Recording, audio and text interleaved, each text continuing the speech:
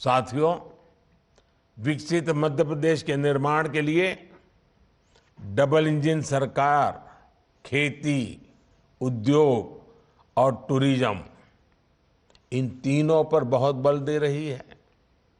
आज मां नर्मदा वहां पर बन रही 3 जल परियोजनाओं का भूमि पूजन हुआ है। इन परियोजनाओं से आदिवासी क्षेत्रों में सिंचाई के साथ साथ पेयजल की समस्या का भी समाधान होगा। सिंचाई के क्षेत्र में मध्य प्रदेश में हम एक नई क्रांति होते देख रहे हैं। केन बेतवा लिंक परियोजना से बुंदेलखंड के लाखों परिवारों का जीवन बदलने वाला है। जब किसान के खेत तक पानी पहुंचता है तो इससे बड़ी सेवा उसकी क्या हो सकती है।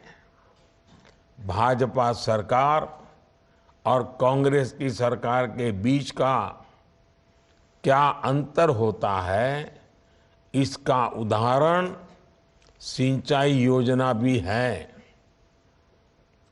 2014 से पहले के 10 वर्षों में देश में लगभग 40 लाख हेक्टेयर भूमि को सूक्ष्म सिंचाई के दायरे में लाया गया था।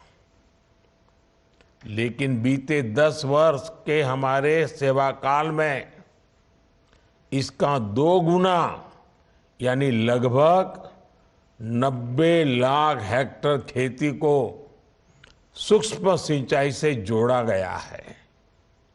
ये दिखाता है कि भाजपा सरकार की प्राथमिकता क्या है। ये दिखाता है कि भाजपा सरकार यानी गति भी प्रगति भी। साथियों, छोटे किसानों की एक और बड़ी परेशानी गोदाम की कमी की रही है। इसके कारण छोटे किसानों को औने पौने दाम पर अपनी उपज मजबूरी में बेचनी पड़ती थी। अब हम भंडारण से जुड़ी दुनिया की सबसे बड़ी योजना पर काम कर रहे हैं। आने वाले वर्षों में देश में हजारों की संख्या में बड़े गोदाम बनाए जाएंगे। इससे 700 लाख मैट्रिक टन अनाज के भंडारण की व्यवस्था देश में बनेगी। इस पर सरकार 1.25 लाख करोड़ रुपए से ज्यादा खर्च करने जा रही है। साथियों, हमारी सरकार गांव को आत्मनिर्भर बनाने पर बहुत बल दे रही है। इसके लिए सहकारिता का विस्तार किया जा रहा है। अभी तक हम दूध और गन्ने के क्षेत्र में सहकारिता के लाभ देख रहे हैं। भाजपा सरकार अनाज, फल सब्जी, मछली ऐसे हर सेक्टर में सहकारिता पर बल दे रही है।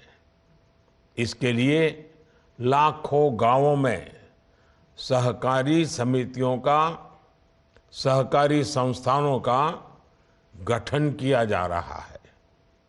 कोशिश यही है कि खेती हो, पशुपालन हो, मधुमक्खी पालन हो, मुर्गी पालन हो, मछली पालन हो, हर प्रकार से गांव की आय बढ़े। साथियों, गांव के विकास में अतीत में एक और बहुत बड़ी समस्या रही है। गांव की जमीन हो, गांव की प्रॉपर्टी हो, उसको लेकर अनेक विवाद रहते थे। गांव वालों को जमीन से जुड़े छोटे छोटे काम के लिए तहसीलों के चक्कर काटने पड़ते थे। अब ऐसी समस्याओं को हमारी डबल इंजन की सरकार पीएम स्वामित्व योजना के जरिए स्थायी समाधान निकाल रही है।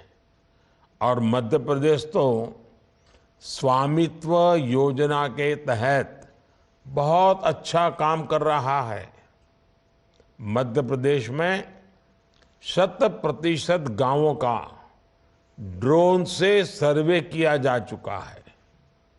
अभी तक 20 लाख से अधिक स्वामित्व कार्ड दिए जा चुके हैं। ये जो गांव के घरों के कानूनी दस्तावेज मिल रहे हैं, इससे गरीब कई तरह के विवादों से बचेगा। गरीब को हर मुसीबत से बचाना ही तो मोदी की गारंटी है। आज मध्य प्रदेश के सभी 55 जिलों में साइबर तहसील कार्यक्रम का भी विस्तार किया जा रहा है। अब नामांतरण, रजिस्ट्री से जुड़े मामलों का समाधान डिजिटल माध्यम से ही हो जाएगा। इससे भी ग्रामीण परिवारों का समय भी बचेगा और खर्च भी बचेगा।